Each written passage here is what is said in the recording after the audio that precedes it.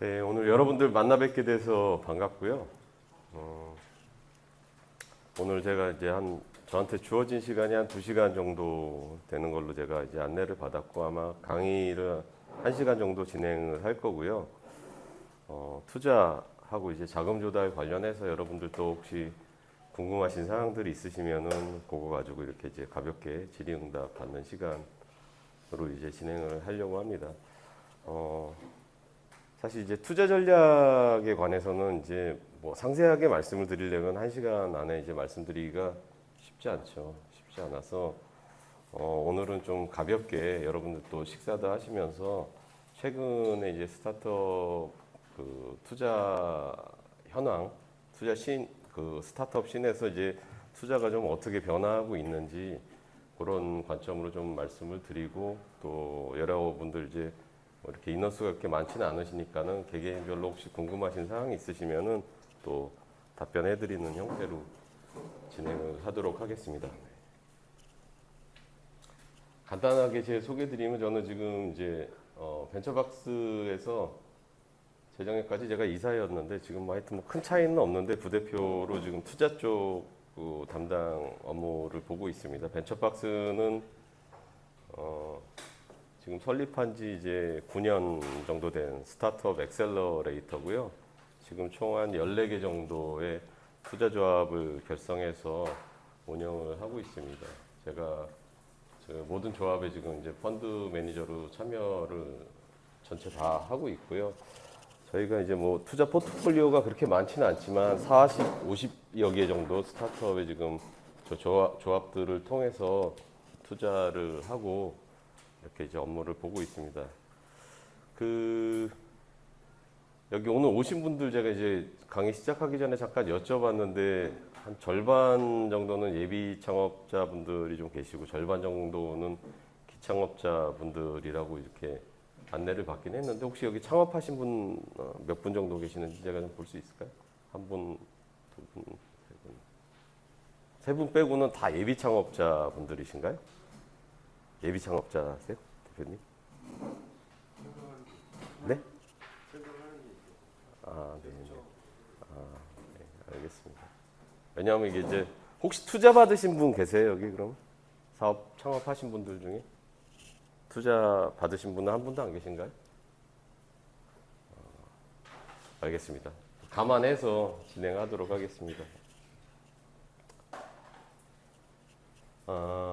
여러분들 이제 강의 교환 다 받으셨을 텐데 내용이 추가된 건 아니고요. 제가 조금 오기 전에 순서만 조금 바꿨습니다. 얘기를 조금 여러분들한테 쉽게 전달을 하기 위해서 이제 구성을 어떻게 하면 좋을까 생각을 했는데 강의 들으실 때 굳이 장표를 보시지 않으셔도 됩니다. 이게 뭐 오늘 공부하는 자리는 아니고 여러분들 그냥 편하게 들으시면 되고 자료는 가져가셔서 이제 나중에 복귀하실 때 한번 살펴보시면 될 것 같고요. 요즘에 이제 뭐 여러분들 그 사업하시는 분들이나 아니면 사업 준비하시는 분들이 보실 때 이렇게 대외적으로 경기가 어떤 거 같으세요? 경기가 많이 안 좋으시죠? 저도 뭐 사실 경기 안 좋다는 얘기는 누구나 이제 뉴스 통해서 다 알고 계실 텐데 저희가 이제 그 투자회사를 운영하다 보면은 그 매년 3월이 되면 이제 작년에 이제 진행했던 저희 이제 투자 실적들을 다 정리해 갖고 상급 기관에 이제 보고하는 시간을 갖습니다. 또 저희 그 AP 분들한테도 저희가 이제 여태까지 투자 이렇게 진행을 했고 기업들 상태가 이렇습니다. 이런 것들을 이제 원래 반기별로 하는데 이제 정기 보고가 이제 3월 말에 보통은 있어 갖고요.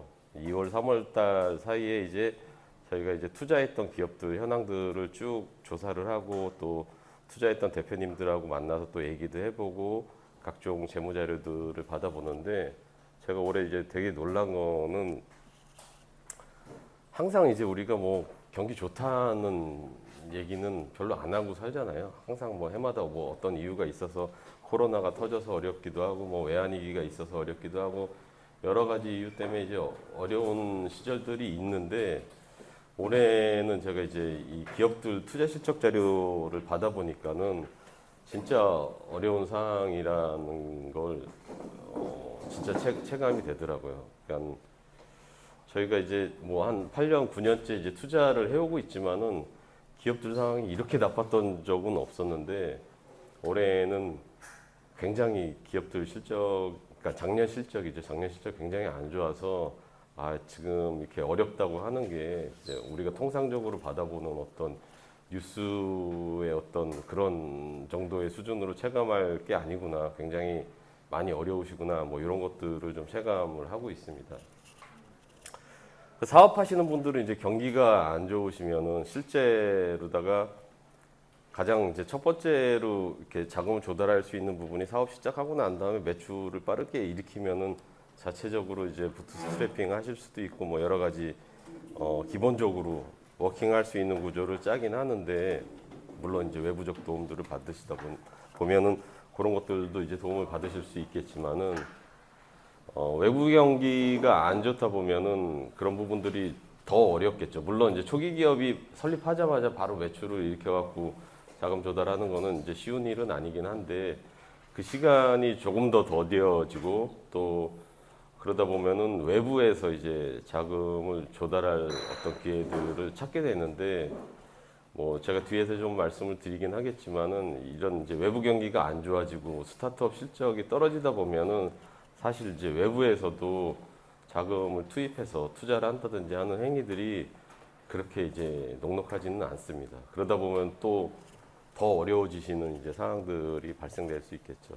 여러분들이 뭐 예비 창업을 이제 준비하시고 계시거나 아니면 이제 창업을 실제 수행하실 때 대표적으로 이제 자금을 조달할 수 있는 방법들이 뭐가 있으실까요? 네? 대출 받으시는 거 있죠? 네. 뭐, 네? 네, 정부 지원 사업도 많이들 활용하시죠. 그리고 사실 뭐 모두가 다 수혜를 누리실 수는 없지만은 어떻게 보면 꼭 필요한 부분이라고 생각되고 사실 뭐 제가 오늘은 이제 투자 중심으로 좀 말씀을 드리겠지만은 접근 방식 자체가 사실은 이제 정부 지원 자금 조달 받는 게 상대적으로 좀 더 난이도가 낮으니까는 그 방식을 이제 많이 채택을 하시고 또 말씀하신 것처럼 대출 받는 부분들 많이 있으시죠. 뭐 기보나 신보나 이런 이제 보증보험 통해 갖고 자신의 아이템이나 이제 기술 담보로 해서 대출 받으시는 이제 프로그램들 많이 쓰시고 그 다음에 이제 많이 접근하시는 방법이 이제 오늘 말씀드린 이제 투자입니다.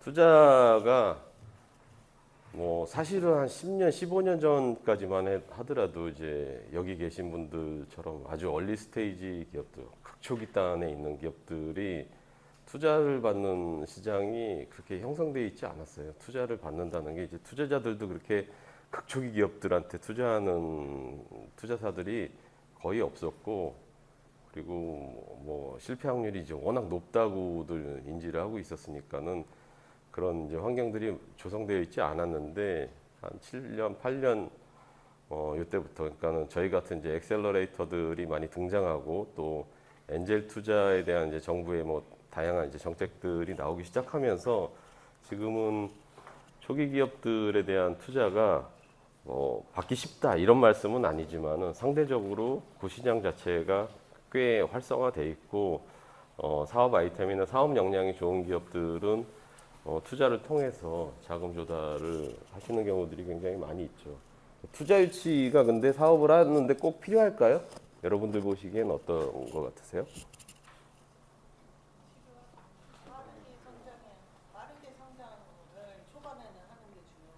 네. 그러니까 뭐 여기에도 제가 좀 써놓긴 했는데 사실은 이제 투자를 꼭 받아야지 된다 이런 말씀을 드릴 건 아니고요. 좀 전에도 이제 말씀드린 것처럼 기업이 사업을 진행하기 위해서 키우기 위해서 꼭 필요한 게 이제 자금이긴 한데 이 자금을 꼭 투자 유치를 통해서 받아야만 좋은 기업이고 투자를 받아야만 꼭 사업 성장을 잘 일으킬 수 있냐? 제가 투자 업무를 하고는 있지만은 꼭 그렇다고 말씀드리기는 어려울 것 같아요. 그거는 이제 창업자가 가지고 있는 어떤 기본적 철학 뭐 이런 거하고도 좀 상관이 있는 것 같습니다. 저희가 이렇게 이제 시장에 돌아다니면서 많은 창업자분들을 만나 뵙는데 투자에 대해서 또 극도로 꺼려 하시는 창업자분들도 드물지만 계세요. 왜냐하면 이제 투자 받으면은 뭐 여러 가지 신경 쓸 것도 많이 생기고 또 투자자의 어떤 뭐 상황에 따라서 눈치 봐야 될 수 있는 일이 생기는 거 아니냐. 그리고 나는 이 사업 아이템 가지고 꼭 성공할 수 있을 만한 그 준비가 다 되어 있는데 내가 사업을 고생해서 다 일으켜 놓은 다음에 그 성공의 열매 파일을 외부에 있는 투자자들하고 나누기 싫다. 뭐 이런 생각을 또 가지고 계시는 분들도 있습니다.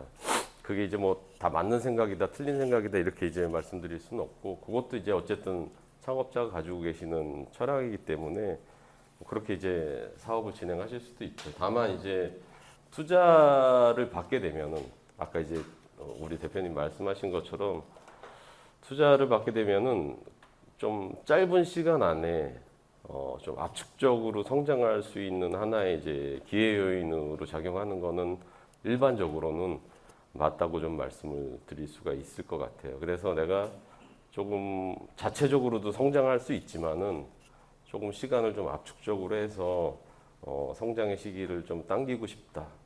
또 뭔가 이제 지금 단계에 뭐 내가 이제 돈을 벌어갖고 우수한 인력을 확보하거나 아니면 외부에 있는 기술들을 채용하거나 하는 부분도 가능할 수 있지만은 지금 바로 좀 투자 유치를 통해서 자금을 땡겨서 그런 부분들에 대한 어떤 시간을 좀 더 줄이고 싶다. 이런 이제 생각을 가지고 계신 이제 대표님들 같은 경우에는 투자 유치가 또 필요하다고 말씀을 드릴 수가 있겠죠.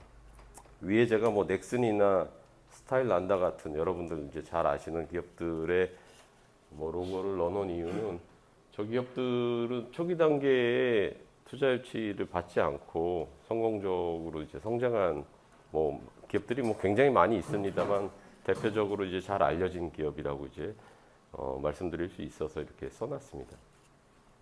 최근에는 또 뭐 이렇게 이제 투자에 좀 관심이 있으신 분들은 이런저런 이제 뭐 기사도 찾아보시고 뭐 관련한 전문가들이 쓴 책들도 뭐 보시기도 하고 하는데 한편에서는 이제 자체적으로 부트스트래핑 하라고 많이 얘기하시는 전문가분들도 계세요. 초기에 투자 받지 말고 뭐 그렇게 하라고 이제 얘기하시는 분들도 있고 또 뭐 투자 사이드에서는 초기에 괜찮은 투자자를 빨리 찾아갖고 빠르게 성장하고 빠르게 엑시트할 수 있는 방향을 찾는 게 좋다고 이제 자문하시는 분들도 있고요. 이런 것들은 이제 여러분들이 다 의견을 들어보시고 내가 생각하고 있는 평소의 어떤 사업 방향이나 철학 이런 거하고 좀 매칭을 하셔서 나는 이런 방식으로 자금 조달을 해보겠다 이렇게 이제 생각을 해보실 수 있겠죠. 아까 얘기했던 것처럼 자금 조달하는 방식에는 투자 말고도 뭐 정부 지원 사업을 받는다든지 R&D 자금을 받는다든지 또 필요하면은 뭐 기보나 신보 같은 데 통해서 대출을 받는다든지 이런 걸 통해 갖고 초기 자금을 또 마련할 수 있는 방법들이 어느 정도는 있기 때문에 그 정도까지만 가면 그 다음부터는 내가 알아서 성장할 수 있다. 이런 분들 같은 경우에는 꼭 투자를 받으실 필요는 없으실 수도 있죠. 어쨌든 그런 영역의 각자의 의견들이 있으니까는 그런 것들을 좀 참고해서 보시면 될 것 같고요. 다만 투자 유치를 받게 되면은 여러분들이 좀 기대하실 수 있는 효과가 있긴 있습니다. 첫 번째로 말씀드릴 수 있는 거는 이제 시그널인데요. 시그널은 투자를 받았다는 것은 외부에서 봤을 때 통상적으로 누구한테 얼마를 어느 시점에 어떻게 받았느냐에 따라서 물론 평가나 판단이 조금 달라질 수는 있지만은 그냥 우리가 일반적으로 봤을 때 이 스타트업이 최근에 어떤 투자사로부터 시드 라운드에 투자를 유치했어라고 생각을 소식을 들었을 때 보통은 어떻게 생각을 하게 될까요? 이 회사가 그래도 기본적으로 성장에 대한 역량이 있을 것 같다라고 많이들 판단을 하게 되죠. 그래서 투자 받았다는 것 자체가 우리 회사가 조금 성장 가능성이 있다. 자체적으로 외부에서 좀 인정을 받았다. 역량이 있다. 이런 식의 어떤 신호로서 작용을 할 수가 있죠. 이게 근데 어디에서 좋을까요? 이런 시그널이 있으면은 뭐 하실 때 좋을까요? 네? 그냥 편하게 얘기하셔도 됩니다. 공기관 협업을 한다거나 네. 밖에서 외부에서 볼 때 이미 증명이 된 거기 때문에 외부에서 뭔가를 하려고 할 때 훨씬 편할 것 같아요. 맞습니다. 또 뭐가 있을까요?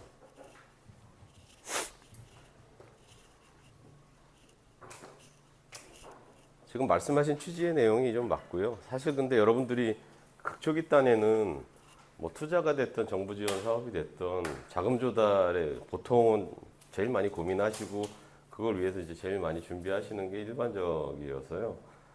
투자를 받았는데 나는 정부 지원 사업을 안 받겠다. 투자를 받았는데 나는 R&D 자금을 안 받겠다. 이러시는 대표님은 거의 없어요. 그래서 그 이제 정부 지원 사업 사이드에 이제 들어가서 뭔가 내가 지원을 할 때 투자를 받았다는 그 실적이 하나의 이제 그 평가에 좋은 포인트로 작용하게 됩니다. 왜냐하면은 대부분의 창업 지원 기관들이 뭐 여러분들 뭐 많이 아시는 뭐 예비 창업 패키지라든지 초기 뭐 도약 뭐 중심 대학 사업이라든지 여러 가지 사업들을 운영하는 주관 기관의 성과 지표 중에 하나가 이제 기업들의 투자 실적이 됩니다. 그래서 투자를 받았거나 아니면 받을 가능성이 높은 기업들을 선발하려고 하는 경향이 최근에 이제 강하기 때문에 그런 것들이 하나의 이제 중요한 가치 증명으로 작동이 된다. 이렇게 이제 보실 수가 있고 투자를 받는다는 것은 일반적으로는 난 투자 한 번만 받으면 돼. 처음에 한 번만 딱 받으면 그거 가지고 알아서 성장할 거야. 이런 식의 어떤 스토리를 가지고 성장하는 경우는 거의 없습니다. 난 투자 트랙을 탈 거야 라고 이제 결심을 하게 되면은 시드부터 통상적으로 시드 라운드부터 우리가 뭐 시리즈 A, B, C 라운드까지 가는 것처럼 여러 차례의 투자를 계속 연속적으로 받게 되는 게 이제 일반적이고요. 내가 투자를 한번 받았으니까는 지금 이제 사업에 물론 매진을 하셔야 되겠지만은 또 한편으로는 다음 라운드 투자를 또 신경을 쓰셔야 됩니다. 그래서 그 다음 라운드 투자자를 만날 때 또 전 라운드에서 누구한테 어떻게 투자 받았느냐, 또 언제 받았느냐 이런 것들이 또 하나의 이제 시그널로 작동될 수 있는 부분들이 있습니다. 그래서 그런 측면에서 가치 증명을 좀 말씀을 드렸고요. 두 번째는 이제 밸류 애드에 대한 부분인데 저희가 이제 그 투자를 하기 위해서 이제 여러 기업들을 만나다 보면은 나는 아무한테나 투자받고 싶지 않고요. 좀 우리 회사의 사업 진행 방향에 여러 가지 측면에서 좀 도움을 주는 투자사를 만나고 싶어요. 뭐 이런 이제 얘기를 하시는 대표님들이 많이 있습니다. 투자사가 사실은 뭐 투자사 굉장히 이제 종류도 많이 있고 실제로다가 뭐 지금 활동하는 뭐 엑셀러레이터만 하더라도 거의 한 400여 개 정도 된다고 제가 알고 있고요. 또 뭐 VC나 아니면 엔젤 투자까지 합치게 되면은 굉장히 많은 수의 이제 투자자들이 대한민국에 이제 활동을 하고 계시는데 그분들이 가지고 계신 어떤 전체적 역량들이 뭐 편차가 많이 있긴 하시겠죠. 다만 이제 투자사 같은 경우에 뭐 기술을 굉장히 잘한다, 아니면 사업 운영에 대한 어떤 노하우를 굉장히 잘 알고 있다. 꼭 이렇게 이제 말씀드리기는 어렵긴 하지만은 그래도 상대적으로 여러분들보다는 창업판에서 조금 다양한 경험들을 해봤고 특히 이제 기업들을 굉장히 많이 만나보고 투자를 하면서 기업과 좀 밀접하게 이제 그 사업을 옆에서 같이 지켜본 어떤 경험들을 가지고 있기 때문에 특정 카테고리에서 사업을 진행할 때 뭐 직간접적으로 조금 도움을 드릴 수 있는 부분들이 있긴 합니다. 그래서 그런 이제 투자자들이 가지고 있는 운영 노하우나 뭐 투자자들이 또 가지고 있는 네트워크들이 이제 다양하게 있죠. 통상적으로 투자사라고 한다면은 그 안에 있는 구성원들의 역량 플러스 그 투자사가 가지고 있는 뭐 법적인 또는 재무 회계적인 또는 글로벌 네트워크들을 뭐 다양하게 이제 가지고 있는 경우들이 있어서 직간접적으로 여러 가지 이제 사업을 하시는데 도움을 드릴 수 있는 부분들이 있습니다. 분명. 또 아까 말씀드린 것처럼 이제 투자가 통상적으로는 한 번에 끝나지는 않는다고 말씀드렸잖아요. 다음 라운드를 가고 다음 라운드를 가고 또 이런 계속 연속적인 투자를 위해서 이제 노력을 하시게 될 때 그런 이제 후속 투자사와의 관계 또는 후속 투자사를 추천한다든지 뭐 이런 측면에서도 여러 가지 이제 도움들을 드릴 수 있는 부분들이 있긴 합니다. 그래서 이런 것들을 활용해서 기업 또는 이제 사업의 가치를 조금 높이는데 활용을 해보실 수가 있고요. 다만 이제 하나 말씀드리고 싶은 것은 조금 오해하시지 않으셨으면 좋겠는 게 투자사가 마치 무슨 컨설팅 회사처럼 이렇게 이제 우리 스타트업 옆에 딱 붙어갖고 막 진짜 같이 창업자처럼 고민하면서 1년 365일 같이 사업을 이제 진행하는 거는 거의 불가능하다고 보시면 됩니다. 그런 거를 기대하면서 이제 투자를 받으시려고 하는 분들이 종종 계셔갖고 제가 이제 이런 말씀을 드리는 거고요. 왜냐하면은 뭐 아까 보셨지만 저희만 해도 그렇게 많은 수의 이제 피투자 기업이 있는 건 아닌데 그래도 뭐 한 50개 정도 가량 된다고 말씀드렸잖아요. 그 기업들을 저희가 매일 쫓아다니면서 사업에 도움을 드리기는 뭐 현실적으로 좀 불가능한 부분들이 있거든요. 통상적으로 저희가 만나 뵙게 되거나 이제 연락을 드리는 경우가 한 분기에 한두 번 정도 이렇게 얘기를 하는 게 일반적이고 창업자분들이 또 뭐 좀 같이 고민할 어떤 이슈가 있으시면은 뭐 그냥 개별적으로 연락을 주셔갖고 그럴 때는 이제 그때 만나서 얘기하기도 합니다만 저희가 막 먼저 매일 회사를 막 연락을 드리고 막 찾아가서 방문하고 막 이거 진도 어떻게 나갔어요 이런 식으로 이제 같이 하기는 조금 어려운 부분들이 있습니다. 그거는 이제 저희뿐만이 아니라 모든 투자사가 이제 거의 비슷할 거라고 생각을 해서 그런 부분은 좀 오해하지 않으셨으면 좋겠습니다. 이제 마지막은 엑싯인데요. 창업자 중에 이제 간혹 가다가 사업을 한번 성공적으로다가 창업부터 엑싯까지 해보시고 재창업 하시는 경우들이 드물게 있죠. 뭐 그런 분들한테 이제 해당이 안 되겠지만은 대부분은 그렇지 않단 말이죠. 이제 처음 창업하시는 분들이 많고 그러다 보니까 지금 사업을 일으키고 성장하는데 이제 뭐 온 에너지를 다 쏟게 되는 게 이제 일반적이고 더군다나 이제 내가 사업을 어느 정도 성장시켰을 때 어떻게 엑싯을 해야 될지에 대한 이제 뭐 경험을 해보신 분은 굉장히 이제 소수일 수밖에 없습니다.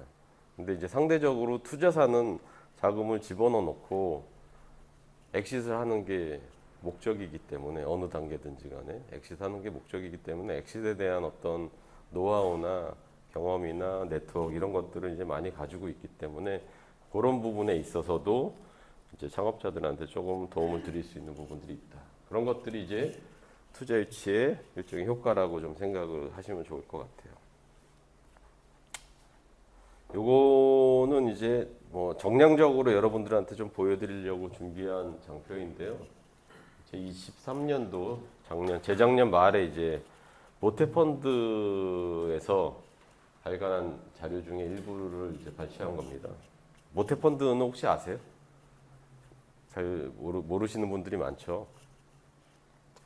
모태펀드에 대한 얘기는 뒤에서 조금 자세하게 말씀을 드릴 거고요. 모태펀드는 그러니까는 이제 펀드의 펀드라고 좀 보시면 될 것 같습니다. 정부에서 출자한 자금으로 투자사들한테 일정 부분의 이제 자금들을 뭐 나눠준다고 하면 좀 뭐 그렇고 하여튼 일정 부분의 이제 자금들을 투자사들이 펀드를 이제 형성하기 위한 이제 자금들을 선발해서 지원을 해주고 그걸 가지고 투자사는 또 하나의 이제 덩어리의 어떤 투자 조합을 결성하게 되고 이제 투자를 하게 되는데 그런 역할을 하는 이제 일종의 정부가 그 만들어 놓은 큰 뭐 펀드라고 이제 한번 생각을 하시면 될 것 같은데, 그러니까는 지금같이 어려운 경기에도 모태 펀드로 출자가 된 펀드들은 투자를 합니다. 투자를 하는데 그게 중요한 것이 아니고 이제 대부분 성장하는 기업들은 모태 펀드 출자 자금으로 형성된 투자사의 어떤 자금을 받아서 투자를 유치받는 경우들이 상당히 많이 있는데, 이렇게 이제 투자받은 기업들의 성장 케이스를 보게 되면은 뭐 유니콘 기업으로 이제 배출될 비율이 86% 정도 되고, 뭐 IPO까지 가는 경우가 61%. 그러니까 사실은 모태펀드 투자를 받아서 10명 중에 6명이 IPO 간다는 게 아니라 이제 IPO 간 기업 중에서 거꾸로 조사를 해보니까는 10팀 중에 6팀 정도는 모태 투자를 받았던 기업들이더라. 뭐 이렇게 이제 이해를 하시면 될 것 같습니다. 그리고 창업 기업의 7년 생존율, 7년 생존율이 일반적으로 보통 기업의 경우 한 몇 프로 정도 될 것 같으세요, 여러분들?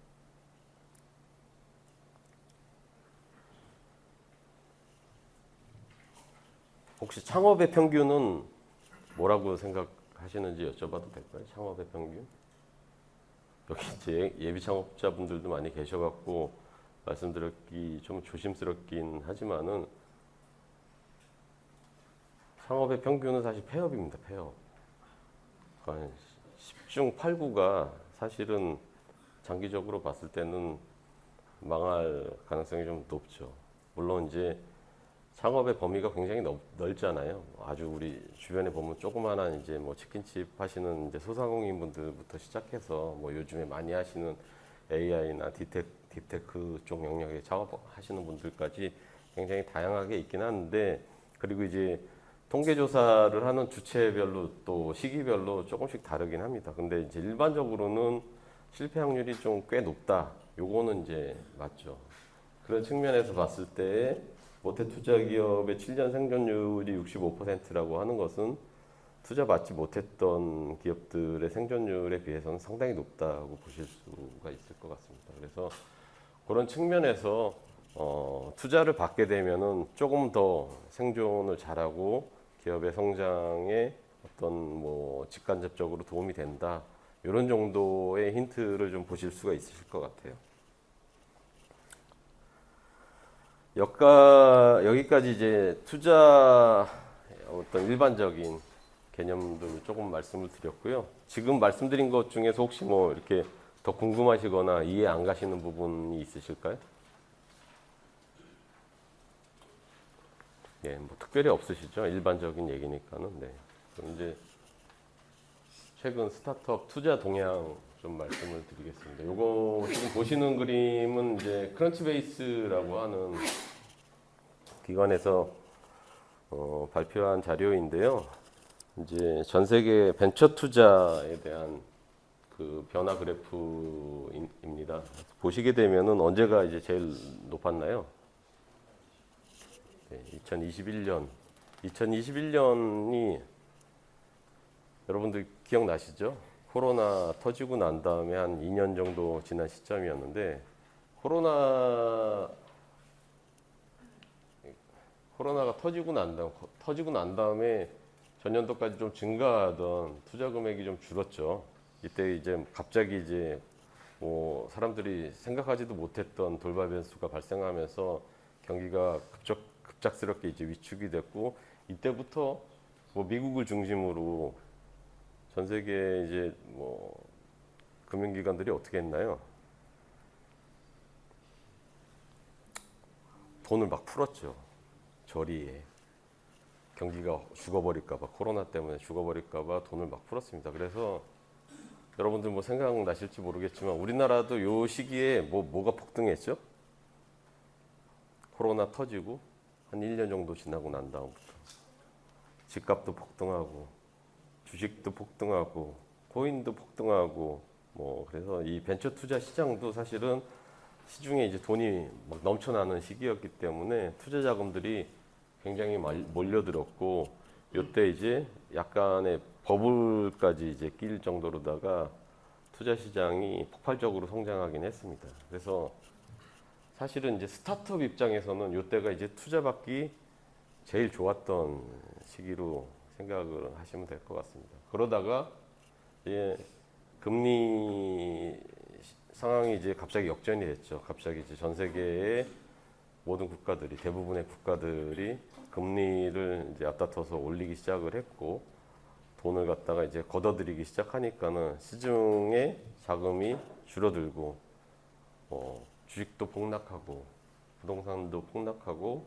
벤처 투자 시장도 그렇게 이제 좋지 않은 상황으로 역전이 되게 됩니다. 그래서 투자 자금들이 이제 계속 줄고 있다가 작년 기준으로 약간의 이제 글로벌하게는 이제 반등치를 보였다. 뭐 이 정도 상황을 좀 보시면 될 것 같습니다. 작년 기준으로 봤을 때 한 3,140억 달러 정도가 이제 전 세계 벤처 투자 금액의 이제 총액이라고 알려져 있습니다.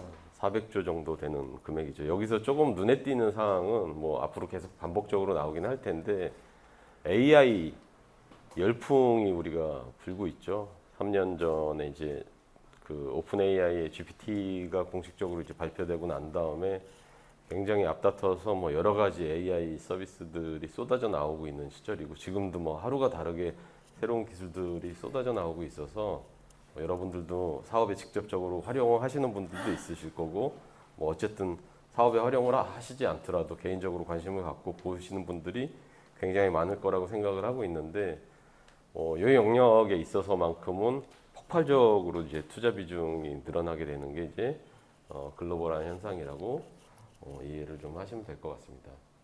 국내도 크게 다르지 않습니다. 국내도 아까 이제 글로벌한 지표하고 큰 차이가 없게 2021년도에 폭발적으로 투자 금액이나 투자 건수가 늘었다가 22년도부터 이제 급감하고 있는 부분을 보고 있습니다. 글로벌 지표하고 조금 차이가 나는 지점은 작년인데요. 작년에 글로벌은 약간 회생하는 지표를 보였던 반면에 국내는 더 줄어들었습니다. 줄어들어갖고 작년에 아마 혹시라도 여기서 이제 뭐 투자를 받기 위해서 이제 투자 시장에서 좀 왔다 갔다 하시면서 IR도 하시고 그랬던 대표님들이 있으시다면은 뭐 기억을 하시겠지만은 투자 이렇게 유치 확률, 성공 확률이 그렇게 쉽지 않으셨다는 부분들을 좀 보실 수가 있으실 거예요. 좀 어려운 상황이고 현재까지는 지금까지는 이 상황이 계속 국내에서는 좀 지속되고 있다. 아마 올해 상반기 기준으로 보면 작년보다 더 떨어졌을 거라고 봅니다. 왜냐하면은 앞서 이제 제가 서두에 말씀드렸던 것처럼 뭐 전년도 전체 저희 그 투자 실적 정리를 하면서 제가 되게 쇼크 받았다고 말씀을 드렸잖아요.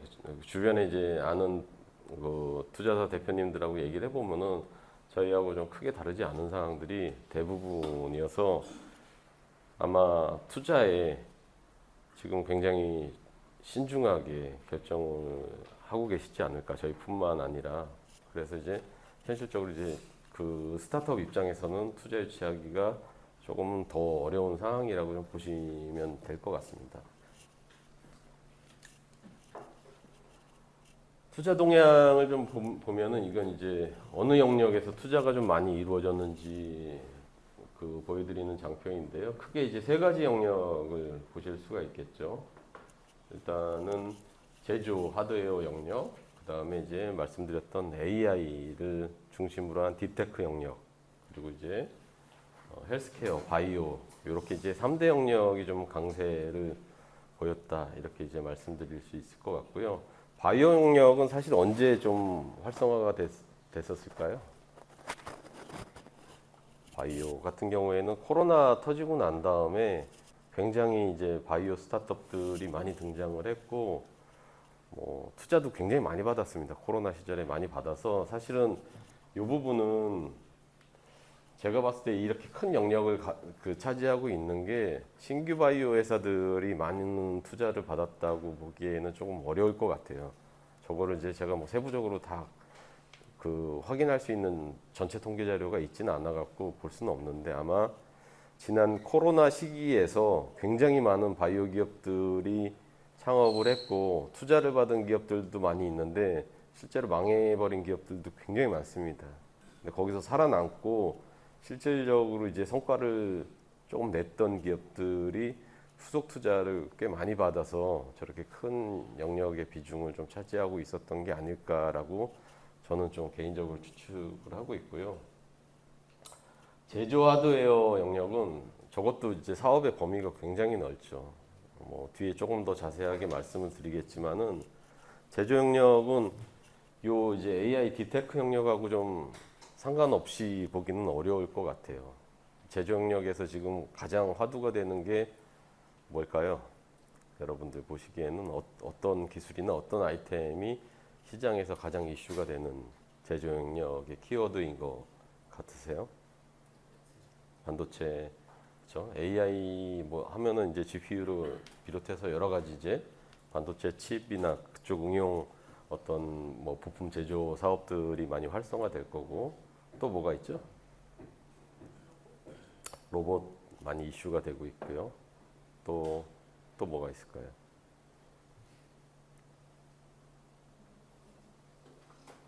차량 시장도 지금 이제 전기차 시장으로 이제 급속하게 변화되고 있잖아요. 우리나라 지금 잠깐 정체되고 있는 부분이 보이긴 하지만은 글로벌하게 보면은 이제 전기차 시장이 급속하게 성장하고 있는 거는 뭐 누구도 부정하기 힘든 사실입니다. 그래서 배터리를 비롯해서 전기차에 들어가는 여러 가지 각종 제조 부품들 관련한 사업들이 성장하고 있고, 관련된 어떤 스타트업들도 많이 등장하고 있습니다. 이런 이제 첨단 영역에서의 제조 사업들이 한 축을 차지하고 있고, 그리고 또 하나의 영역은 뭐 분야를 가리지 않고 제조 사업 같은 경우에는 뭐 이렇게 드라마틱하게 큰 수익을 한꺼번에 확 내는 기업들을 찾기는 어렵지만은 꽤 안정적으로 매출을 발생시키면서 성장시키는 스타트업들은 또 찾아보기가 아주 어렵진 않거든요. 그런 영역의 기업들이 상대적으로 좀 각광을 받지 않았을까, 뭐 이렇게 이제 좀 생각을 해보고 있습니다. 이 정도 좀 보시면 될 것 같고, 정리해 보면은 글로벌 투자가 한 400주 정도, 그러니까는 2023년도 대비해서 글로벌은 좀 회복하는 추세를 보였고, 국내는 아직 글로벌 추세를 따라가지 못하고 약 15% 이상 축소된 상황을 보였다 정도 이제 좀 생각을 하시면 될 것 같고, 투자 비중 같은 경우에는 이제 AI 쪽을 조금 주목해 볼 필요가 있다. 제가 이제 뭐 3월, 4월 달, 5월 초까지 제일 많이 하는 게, 창업자들이 제일 많이 준비하시는 게 뭐예요? 네, 정부 지원 사업이죠. 그 3, 4, 5월 저도 이제 정부 지원 사업 평가에 꽤 많이 이제 뭐 초대 받아서 가갖고 평가를 했는데, 거의 뭐 이제 꼭 정보통신분과만 그런 게 아니라 뭐 어느 분과를 들어가든 사업 계획서를 살펴보면은 10개 중에 한 8개 이상은 AI가 다 들어가더라고요. 하다못해 이제 동네에서 뭐 베이커리 하시는 분들도 AI 뭐 맞춤 제가 뭐 사업하시겠다고 쓰는 정도로 AI를 다들 신경을 쓰고 계세요. 그거를 써야지 선정이 될 거라고 생각을 하셔서 쓰신 건지, 아니면 실제로다가 활용을 하시려고 이제 생각을 하셔서 그렇게 썼는지는 잘 모르겠지만은, 어쨌든 AI에 대한 이제 관심들이 많이 가지고 있다. 뭐 이 정도는 이제 생각을 좀 해보실 필요가 있을 것 같고요. 여기 혹시 창업 아이템이 AI 관련한 뭐 직접적이든 간접적이든 활용하시는 아이템을 가지고 사업을 준비하시거나 하고 계시는 대표님들 몇 분 정도 되실까요? 2분, 3분, 4분, 5분. 네. 훨씬 더 많으실 것 같은데 쑥스러워서 손을 안 드시는 걸로 생각을 하겠습니다. AI 쪽 영역은 사실 제가 봤을 때는 이제 뒤에 뭐 좀 사례에서 이제 말씀을 드리기도 하겠지만은, 이렇게 이제 특정 키워드가 핫하게 떠오르게 되면은 시장이 어떻게 되나요? 통상적으로 투자 영역이 아니더라도 사람들이 많이 몰리게 되죠. 많이 몰리게 되면은 AI 쪽이 예를 들어서 전체 투자 금액 중에 한 3분의 1 쪽이 AI 투자를 한다고 하니까는 우리는 무조건 AI 쪽으로 포커스를 맞춰야 돼. 이게 좋은 전략일까요? 나쁜 전략일까요? 어떻게 생각하세요? 나쁜 전략이다. 좋은 전략이다라고 생각하시는 분은 안 계세요? 근데 시장에서 제가 창업자분들을 보면 다 좋은 전략이라고 생각하시는 분들이 대부분인 것 같다는 느낌을 많이 받긴 하거든요. 실제 좋은 전략이다, 나쁜 전략이다라고 제가 말씀을 드리려고 이 질문을 던진 것은 아닙니다. 사실 좋은 전략일 수 있죠. 왜냐하면은 어찌됐든 투자사들이 가장 관심을 많이 가지고 있는 키워드이기도 하고, 실제로 성장이 눈에 보이는 기업들이 막 등장하고 있기도 하고 하는 부분들이 있기 때문에 좋은 전략일 수도 있죠.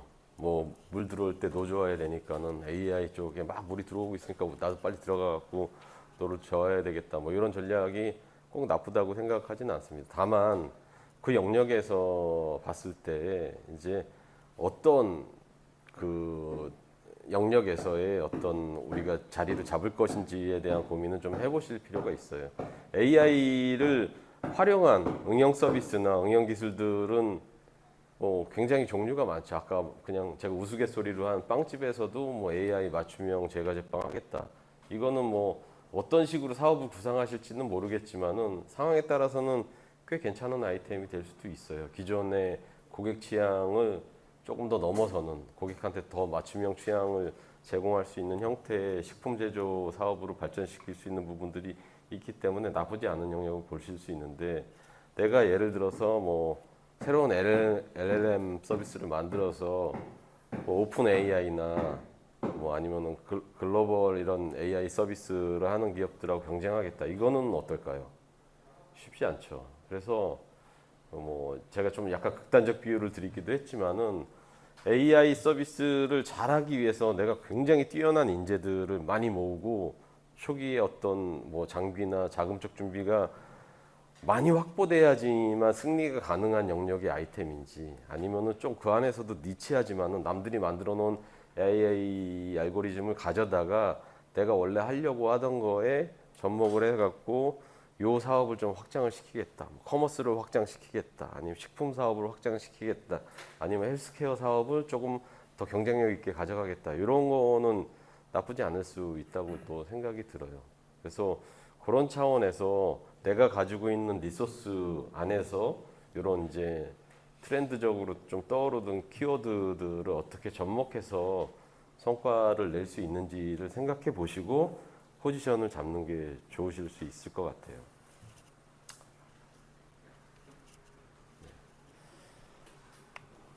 여기도 이제 정리의 페이지인데 22년도부터 이제 투자 혹한기가 시작이 됐다 그랬죠. 금리가 올랐던 게 이제 직접적인 영향이고 그러다 보니까는 전반적으로 이제 투자자들의 투자 심리가 위축이 되고 투자 실적이 이제 급감이 되고 있습니다. 그래서 27% 이제 줄었다고 하는데 사실은 어떤 상황이 2021년도에 많이 발생됐냐면은 여러분들 이제 뭐 쇼핑 좋아하시죠? 아마 이제 생각을 해보시면은 이제 무신사 같은데 비롯해갖고 무신사는 조금 업력이 오래된 기업이긴 합니다만 그런 유의 어떤 뭐 남성 전문, 여성 전문, 뭐 아동 전문, 뭐 이런 여러 가지 커머스 플랫폼들이 시장에 막 난리불했고 굉장히 많은 투자들을 받아서 외형적으로는 성장이 굉장히 빠르게 일어나는 것처럼 보였던 기업들이 꽤 많이 있었습니다. 제가 뭐 어디라고 말씀을 안 드리겠지만은 조금만 인터넷 찾아보시면 굉장히 많이 보실 수가 있을 거예요. 그래서 매출을 뭐 몇백억, 심지어는 몇천억 단위까지 막 끌어올리는 기업들이 굉장히 다수가 등장했는데 그 회사들 재무제표 까보면은 어땠냐면은 다 흑자였을까요? 적자였을까요? 적자 비중이 굉장히 높았습니다. 투자금을 받아서 광고를 돌리고 광고를 돌리는 걸 통해서 매출을 일으켰는데 그렇게 해갖고 이제 그들의 전략은 아마도 이제 그렇게 해갖고 성장 시장에서 이제 포션을 많이 잡고 경쟁자들을 쳐내고 나중에 우리가 1등이 되면은 그 시장을 이제 아도친다. 뭐 약간 이런 식의 어떤 전략을 가지고 투자를 받고 사업을 했을 텐데 그때는 시장에 이제 돈이 많이 흘러 넘치던 시절이었기 때문에 그런 전략들이 이제 가능했을 텐데 갑자기 이제 23년, 22년도에 그런 상황들이 꺾여갖고 야 우리 이제 더 이상 투자자금 대주기 힘들어라는 상황으로 이제 전개가 됐을 때 광고를 할 수 있을 만한 자금 마련이 안 됐죠. 그러니까 이제 매출이 어떻게 되겠어요? 떨어지죠. 기업 실적은 더 안 좋아지죠. 투자 받기는 더 힘들어지죠. 뭐 이런 이제 악순환의 고리에 빠진 스타트업들이 굉장히 이제 많이 등장을 하게 되고 그 와중에 실제 뭐 폐업까지 가게 된 상황들이 많이 발생하다 보니까는 투자자들 입장에서는 더 위축되죠. 기존에 이제 굉장히 잘 나가는 것처럼 보여서 투자했었는데 이 회사가 갑자기 하루아침에 1, 2년 사이에 그냥 자금 다 거덜나고 그리고 이제 매출 급감하고 어디에서 후속 투자 받기도 힘든 상황이라서 투자 자금 다 날리게 되는 상황들이 이제 발생하니까는 투자하기에 더 주저하는 상황들이 발생되고 뭐 그런 사이클이 사실은 지금까지 좀 왔다고 좀 보시면 될 것 같습니다. 23년도에는 이제 뭐 주식 시장 자체도 그렇게 좋지 않고 신규 IPO 시장 진입도 그렇게 원활하지 않아서 이제 뭐 더 어려움들이 있었죠. 그러니까는 투자의 맨 끝단에 있는 분들, 그러니까 IPO 가기 직전에 투자하시는 분들도 뭐 이제 상장을 염두에 두고 그걸 이제 조건으로 이제 투자하셨던 분들이 많이 계셨을 텐데 그런 분들이 이제 상장이 뭐 홀딩되거나 취소되고 그러면서 이제 자금 물리면서 다들 이제 어려워지는 상황들이 직면하게 된 부분들이 있습니다. 작년에 이제 뭐 정부에서 이렇게 하면 안 될 것 같다. 모태 자금도 계속 줄었거든요. 줄었었는데 이제 작년에 조금 늘렸습니다. 이게 이제 크게 늘어난 건 아니고 신규 출자 사업이 아마 제가 알고 있기로는 2023년도에는 굉장히 작았었는데 그거에 비해서 한 10%, 13% 정도 조금 늘어난 수치의 자금이 이제 그 신규 출자 자금으로 이제 결성이 돼갖고 조금 숨통이 약간은 트였다 이렇게 이제 보시면 될 것 같고 그렇습니다. 그래서 올해 네. 네. 네네. 전체 규모가 6조 원이고 네. 네. 모태 투자가 4펀드 만드는 거는 또 30몇 조, 50, 48조. 네네. 그건 어떤 수준입니까? 작년에 투자 금액이 이제 6조였다고 하는 거는 투자가 이제 집행된 부분을 말씀드리는 거고요. 여기 이제 10.6조 원은 작년에 이제 결성된 자금이죠. 결성이 됐다고 해서 이걸 다 투자를 하는 건 아니니까요. 저 자금 중에 실제로 투자로다가 들어간 자금들을 합산하게 되면 그에 이제 그게 전체 투자 실적이 된다. 뭐 이렇게 좀 보시면 될 것 같습니다. 저자금이 사실 이제 스타트업 입장에서 좀 중요하고 뒤에 제가 조금 여러분들이 이제 염두에 두셔야 되는 부분들을 조금 더 자세하게 말씀드리긴 할 텐데 모태자금 같은 경우에는 정부에서 출자를 한다고 말씀드렸잖아요. 그러니까는 이제 뭐 교육부나 저희 같은 경우에 이제 교육부에서 출자한 모태자금을 베이스로 해서 형성한 펀드가 3개가 있습니다. 뭐 문광부에서 출자하기도 하고 제일 많이 출자하는 데가 이제 뭐 중기부 같은 데죠. 그런 부처들이 출자할 때 자기들이 가지고 있는 부처별로의 어떤 카테고리의 특징들이 있잖아요. 뭐 예를 들면은 문화체육관광부 같은 경우에는 어디에 투자를 하라고 제원을 내놓겠어요. 네? 문화, 스포츠, 뭐 컨텐츠, 뭐 이런 스타트업들한테 이제 주로 투자를 하라고 제원을 내놓는 게 일반적이고 저희가 운영하는 이제 모태자금 중에 이제 교육부에서 이제 출자한 자금 가지고 그 만든 펀드 같은 경우에는 어디에 주로 투자를 하는 게 맞을까요? 네? 교육 아이템이 아닙니다. 교육 아이템이 아니라 교육부가 관할하는 사람들이 누구예요, 보면. 학생과 선생이죠.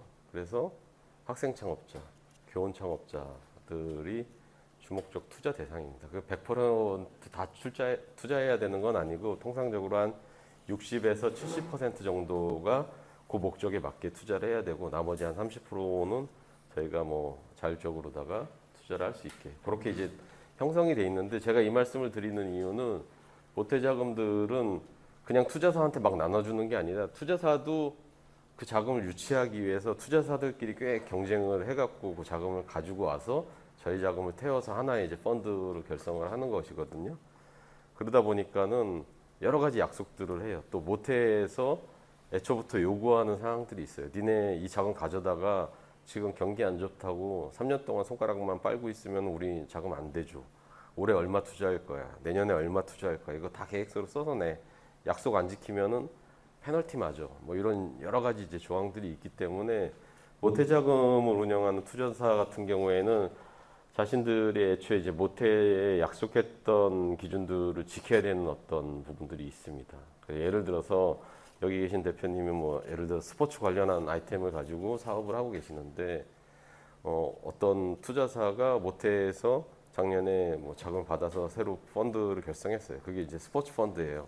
예를 들면은 그분은 올해 얼마 이상은 무조건 투자를 해야 돼. 아무리 경기가 안 좋고 스포츠 산업이 다 폭망해갖고 투자할 기업을 눈 씻고 찾아보기 힘들다고 하더라도 투자를 해야 되는 의무가 있습니다. 안 하면은 이제 자기들이 불이익이 생기기 때문에, 물론 불이익을 감수하고라도 내가 투자 못하겠다 하면은 못하는 거긴 하지만은 보통은 그렇게까지 이제 가는 경우는 없기 때문에 그 안에서 좋은 기업을 나름대로 찾아서 이제 투자하려고 하는 경향들이 있습니다. 그래서 여러분들이 각자 가지고 계신 아이템들이 뭐 다양하실 텐데 모태 이제 자금들이 굉장히 다양한 영역에서 출자가 되고 있으니까는 우리 해당하는 그 영역에서의 출자 자금을 가지고 뭐 지금 펀드를 운영하는 투자사들이 어디가 있는지 뭐 이런 것들 제가 이제 뒤에서 조금 말씀을 드릴 테니까는 그런 것도 이제 좀 보시면서 투자 유치를 준비하시는 것도 좋은 전략이라고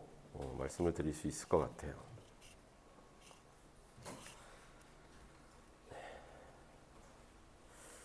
키워드 중심으로 좀 정리를 해보면은 지금은 이제 계속 말씀드렸던 것처럼 투자 환경이 그렇게 이제 좋지 않은 시기입니다.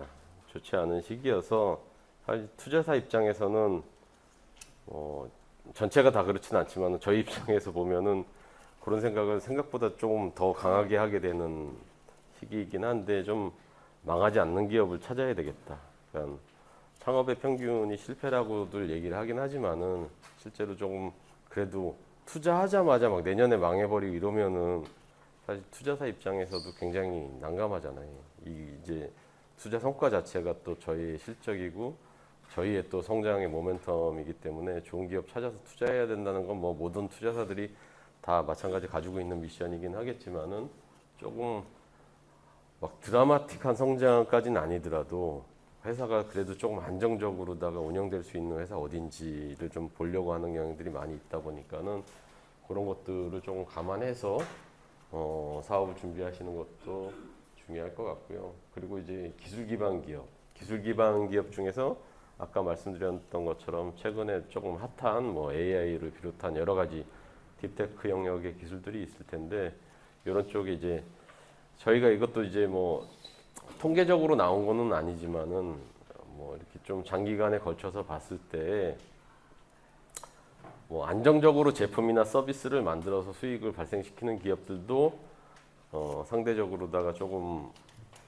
안전성이 있다 이렇게 이제 생각을 하고 또 한편으로는 좋은 기술을 가지고 있는 기업들은 그렇게 쉽게 망하지 않는 경향이 강하더라고요. 그래서 기술을 얼마만큼 확보해서 이제 가지고 있는지 이런 것들도 투자사 입장에서 조금 눈여겨보고 있는 부분들이 있기 때문에 그런 것들 조금 생각을 해보시는 게 좋을 것 같습니다. 그리고 글로벌 자본의 접근은 여러분들이 뭐 지금 당장에 크게 이제 신경 쓰실 필요는 없으실 거예요. 제가 뒤에 이제 뭐 준비한 투자 유치 사례 같은 것들도 뭐 알리바바 같은 데서 들어와 갖고 투자했던 뭐 기업 사례도 있고 하긴 한데 여러분들이 지금 들으시면 뭐 되게 먼 나라 얘기 같고 뭐 굉장히 일부의 사례를 가지고 이제 얘기하는 것 같아서 크게 공감이 안 되실 수도 있을 텐데 그냥 흐름이 그렇다.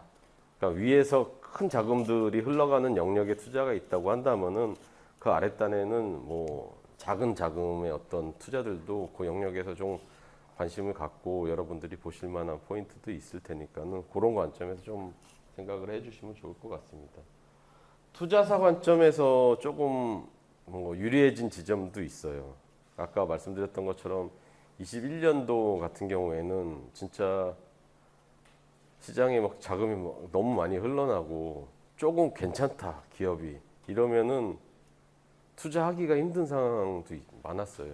저희 입장에서 투자를 놓친 기업들도 굉장히 많습니다. 왜냐하면은 괜찮은 기업은 저희 눈에만 괜찮게 보이지는 않을 거잖아요. 그리고 이제 너도 나도 다 자금을 가지고 있다가 보니까는 투자를 하겠다고 프로포즈를 굉장히 많이 받는 기업들도 상대적으로 생기고 그러면은 이 이제 뭐 투자사하고 피투자 기업하고 상황이 역전되어 갖고 기업에서 이제 막 투자사를 고르는 상황들이 속출하기도 하고 그랬던 시절입니다. 그러다 보니까는 그런 이제 전반적인 어떤 상황들이 시장에 막 퍼져갖고 우리 막 사업 시작하자마자 얼마 안 됐는데 아직 아무 지표도 안 나왔는데 우리 카테고리에 비슷한 기업이 얼마 전에 얼마 밸류로 투자 받았대. 우리도 그거 이상으로 받아야 돼.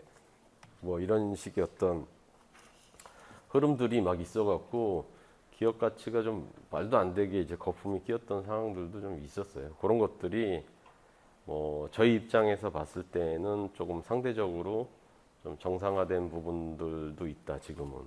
그러니까 이제 기업 입장에서는 야 3년 전에는 이 정도 지표만 뭐 달성하면은 뭐 30억 밸류, 50억 밸류 충분히 인정받았는데 지금 뭐 10억 밸류, 20억 밸류 해준다고 저거 받아야 돼 뭐 이런 이제 고민을 거꾸로 좀 하실 수도 있긴 하겠지만은 지금 이제 약간 그런 거품이 좀 거친 상태다. 외부 환경에 의해서 그런 것들도 좀 감안해 주시면 좋을 것 같습니다. 트렌드를 이제 몇 가지 정리를 해봤는데 한 세 가지 영역으로 나눠서 정리해봤는데 첫 번째 우리가 이제 주목해봐야 될 트렌드는 계속 이제 나왔던 것처럼 AI 열풍 그리고 이제 딥테크 투자에 대한 부분 강조를 드렸었죠. 글로벌하게도 뭐 100조 원 이상의 자금이 AI 영역의 스타트업들에 투자가 됐고 국내에도 40% 이상의 AI 영역에 투자가 급증했던 부분들을 보실 수 있을 것 같습니다. 한 1조 원 정도 가량이 투자가 됐고요.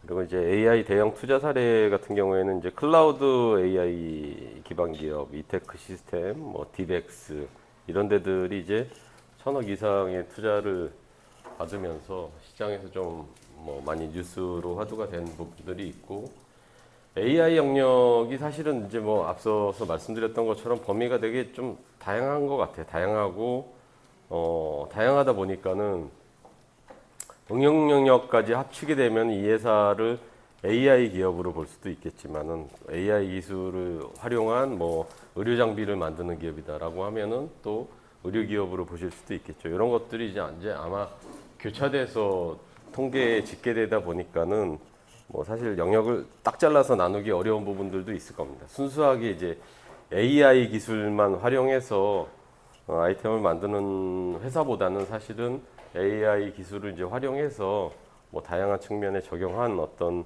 부가 서비스를 만드는 기업들이 상대적으로 좀 더 많이 있을 거라고 생각이 들고요. 저희도 작년에 한 4-5군데 정도의 스타트업, 그러니까는 AI 기반 응용 서비스를 만드시는 기업들에 투자를 했는데 지금 생각을 해보면 대부분은 AI 기술 자체를 이제 만드시는 서비스를 하는 스타트업들이 아니라 이제 주로 문화 예술 이쪽에 AI 기술을 이제 접목해 갖고 예를 들어서 이제 뭐 그 만화가들을 위한 어떤 배경 자동 제작 서비스를 만드는 스타트업이라든지 아니면은 음악을 조금 더 쉽게 생성할 수 있는 서비스를 만드는 스타트업이라든지 뭐 이런 데에 투자를 한 이력을 가지고 있습니다. 적용할 수 있는 범위는 뭐 굉장히 뭐 무궁무진하게 많다고 생각을 할 수 있는데 여기 뭐 이제 보면은 제조 자동화 쪽, 뭐 의료 AI 진단, 또 금융 알고리즘, 물류 쪽에 이제 물류를 최적화하는 로직을 짜는 그런 서비스에도 적용할 수 있고 고객 서비스 영역에도 굉장히 많이 뭐 적용을 하실 수 있을 부분이 있다고 생각이 들어요. 개인적으로 작년 말부터 올해 많이 만났던 영역의 아이템이 심리 상담 영역에서도 이 AI 적용해 갖고 하겠다고 하는 스타트업들을 꽤 많이 봤습니다. 지금 준비하고 계시는 기업들도 굉장히 많이 있는 걸로 알고 있는데 그런 영역도 많이들 준비하고 계신다. 이렇게 좀 생각을 하시면 될 것 같아요. 두 번째는 이제 바이오 헬스케어 쪽의 꾸준한 강세 이렇게 이제 말씀을 드릴 수 있는데 이것도 이제 아까 서두에 말씀드렸던 것처럼 사실 바이오 헬스케어 영역의 투자가 코로나 때 진짜 폭발적으로 늘어났습니다. 바이오 기업의 특징으로 말씀드릴 수 있는 게 사실은 성장을 하기까지 시간이 굉장히 오래 걸리는 영역의 아이템이고 또 초기에 투자 자금이 굉장히 많이 필요한 영역의 이제 아이템이다 보니까는 사실 코로나 이전까지는 바이오 기업이 상대적으로 투자받기가 그렇게 쉽지는 않았던 부분이 있었습니다. 다만 이제 코로나 시기를 겪으면서 바이오 쪽에서 뭐 글로벌하게 막 폭발적으로 성장한 기업들이 이제 등장하다 보니까는 투자사들이 이제 자연스럽게 그쪽에 관심을 갖게 됐고 또 많은 수의 스타트업들도 등장을 했던 부분들을 우리가 기억하실 수 있을 텐데요.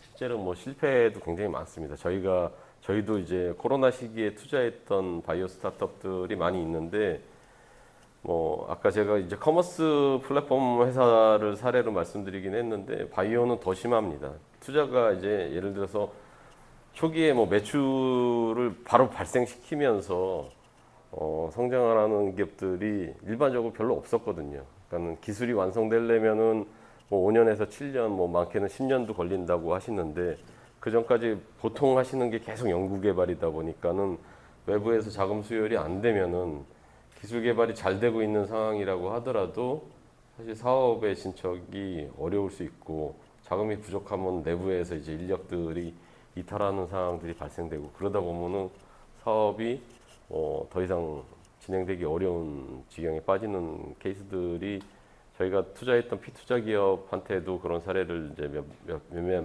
목격을 했고 전체 투자 시장에서 보면 뭐 그런 사례들이 굉장히 많이 등장했습니다. 최근에 바이오 기업 스타트업들의 어떤 트렌드는 제가 봤을 때 이제 특히 이제 초기 투자를 좀 잘 받으시는 기업들은 보면은 그래서 이제 투트랙 전략으로 많이 가시는 것 같아요. 그러니까 예전에는 대단한 기술 하나를 장기적으로 열심히 만들어서 이거 만들면 시장에서 폭발적으로 큰 거 하나 터뜨릴 수 있다. 이런 전략. 예를 들면은 뭐 대표적인 게 이제 암, 뭐 치매 이런 영역의 이제 아이템들을 가지고 이제 접근하시는 스타트업들이 굉장히 그런 영역이 많았었는데 지금은 투트랙으로 이제 대단한 아이템, 장기적 측면에서의 이제 기술 개발은 기술 개발대로 하더라도 단기적으로 우리가 조금 자생할 수 있을 만한 성과, 대부분은 이제 매출이 되겠죠. 단기적 매출을 좀 뽑아낼 수 있을 만한 작은 형태의 아이템도 병행해서 가져가시는 기업들이 의외로 시장에서 많이 각광을 받고 투자에도 많이 성공을 하시는 것 같아요. 뭐 예를 들면은 저희가 최근에 투자했던 모 대학 교원 창업자시긴 한데 거기 대표님도 소재 개발하시는 건데 장기적으로는 이제 의약품에 쓰려고 하는 소재를 연구 개발하고 계시는데 이분이 이제 그렇게까지 가기 위해서는 뭐 임상을 비롯해서 이제 거쳐야 될 관문이 굉장히 많고 그때까지 들어가야 될 자금도 굉장히 높으니까는 초기 단계에는 요거를 빨리 시험 성적을 받을 수 있는 예를 들어서 화장품 소재로 쓴다든지 건강기능식품 소재로 쓴다든지 하는 영역에 먼저 접근을 하시고 장기적으로 또 의료용으로 쓰는 부분들은 의료용으로 또 준비를 하고 계시는 형태로 이렇게 투트랙으로 나눠서 단기는 뭐 1, 2년 안에 성과를 좀 만들어낼 수 있다라는 그림을 그리시고 장기적으로는 다 완성이 됐을 때 훨씬 더 큰 시장에서 높은 성과를 낼 수 있다. 이런 이제 두 가지 형태의 그림을 그리는 형태로 이렇게 이제 접근하시는 케이스가 많이 있고요. 저희뿐만이 아니라 그런 기업들이 조금 투자받기에 상대적으로 좀 유리한 상황이다. 이렇게 좀 보시면 될 것 같습니다. 이거는 사실 바이오 기업한테만 해당되는 내용이 아니에요.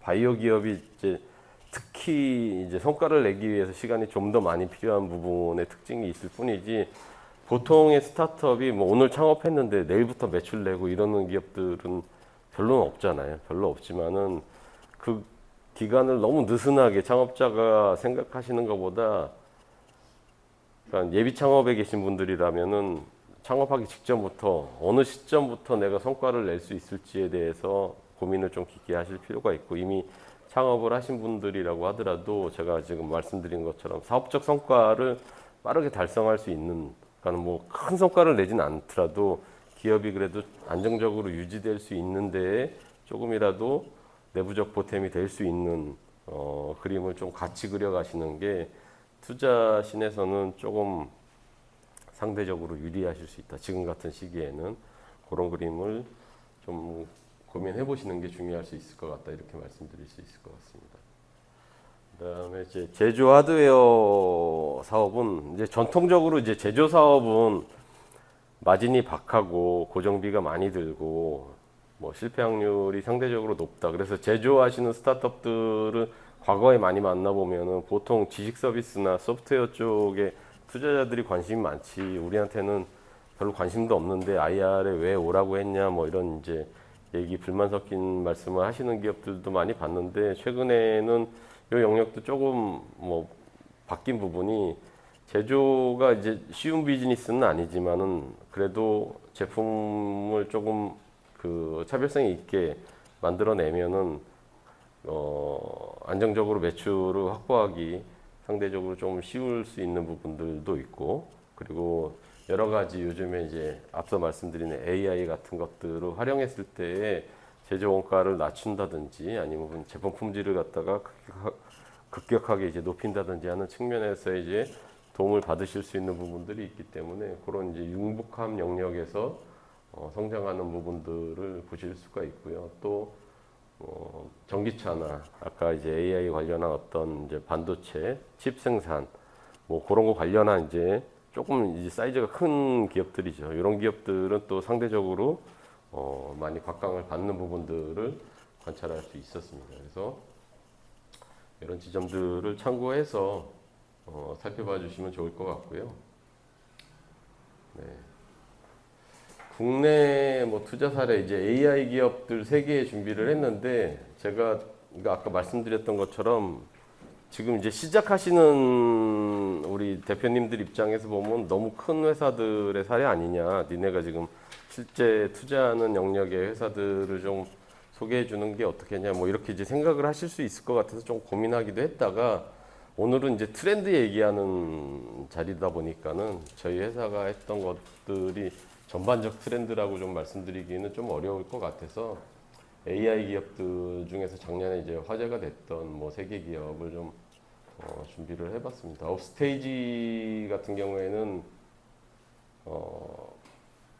1,400억 정도 작년에 투자를 받으신 걸로 나와 있어요. 통계자를 찾아보면은 저기가 이제 뭐 일단 맨파워가 굉장히 좋은 팀입니다. 대표님도 저쪽에 이제 전공을 하신 교수 창업자로 제가 알고 있고 네이버에서도 AI 센터에서 근무하신 걸로 알고 있고 팀원들도 굉장히 이제 AI 쪽에서 국내에서 전문적인 역량을 가지고 있는 뭐 굉장히 뛰어난 그 상위 레벨의 엔지니어들을 40명 이상 이제 확보해 갖고 지금 사업을 하고 계시는 걸로 알고 있습니다. 디벡스는 이제 반도체 칩 설계로 아까 말씀드렸던 것처럼 이제 AI 시장이 커지면서 관련된 이제 하드웨어 시장도 따라 커지는 부분들이 있고 거기에서 결정적 기술을 가지고 여기도 마찬가지로 1,000억 이상 이제 투자를 받은 스타트업이고요. 세 번째는 서비스 기업이죠. 여러분들 뭐 들어보셨을 것도 같은데 우리 이제 지금 영어 회화 서비스 뭐 다양하게 시장에 이제 존재하고 있는데 스픽이라고 하는 서비스 써보셨거나 들어보신 적 있으시죠? 거기 운영하는 회사가 스피키지 랩스 코리아라고 하는 회사인데 여기도 이제 작년에 1,000억 이상의 투자를 받아서 지금 뭐 성장을 하고 있는 걸로 그렇게 보실 수가 있겠습니다. 그 다음에 뭐 기타 스타트업들 에이블리 같은 여기 이제 커머스 플랫폼이죠. 쇼핑 커머스 플랫폼입니다. 아까 말씀드린 것처럼 21년도 기점으로 해서 굉장히 많은 커머스 플랫폼들이 시장에 등장했었고 마케팅 비용의 부담 때문에 어려움을 겪은 기업들이 굉장히 많이 있는데 에이블리 같은 경우에 하여튼 그 난관을 잘 극복을 하고 계속 성장을 하고 있고 투자도 작년에 1,000억 이상 받으셨고 지금 밸류에이션 3조 원 이상의 가치를 인정받고 있는 걸로 이렇게 나와 있습니다. 그리고 이제 아마고웍스, 하이퍼 엑셀 뭐 이런 이제 AI 가습기나 디지털 이제 그 헬스케어 쪽 스타트업들도 꽤 많은 투자들을 받고 성장하고 있다. 이 정도 좀 보시면 될 것 같습니다. 요 기업들에 대한 좀 세부 사항들을 살펴보는 방법은 제가 제일 마지막 장에 좀 정리한 부분이 있어서 거기 통해서 한번 간단하게 설명을 드리고 넘어가도록 하겠습니다. 자, 여러분들이 이제 지금 당장이든 아니면 사업을 시작하시면서 어느 시점이 되든 이제 투자에 대한 고민을 한 번쯤은 해보실 수 있는 시점이 오실 텐데 그때 좀 생각을 해보셔야 되는 어떤 전략들을 말씀을 드리겠습니다. 일단은 시장의 트렌드를 좀 읽으실 필요가 있죠. 아까 전에 트렌드를 타고 이 트렌드에 올라타서 여기에 들어가서 이제 경쟁하는 방법이 있고 이 트렌드를 좀 피해서 경쟁하는 방법이 있다고 이제 말씀을 드렸고 어떤 방법이 정답이다라고는 말씀드리기 어렵다고 제가 했었죠. 예를 들면 AI 예를 들어서 이제 말씀드리긴 했는데 지금은 어찌됐든 이제 AI가 시장에 가장 큰 화두가 되고 있는 거는 맞습니다. 근데 나는 AI 기술을 가지고 있지 않고 AI 응용 서비스를 할 생각이 없다. 그럼 나는 투자받기 어려운 거 아닌가 이렇게 이제 꼭 생각하실 필요는 없고요. 시장의 이제 또 하나의 특징을 제가 지금 반복해서 말씀드린 부분이 있잖아요.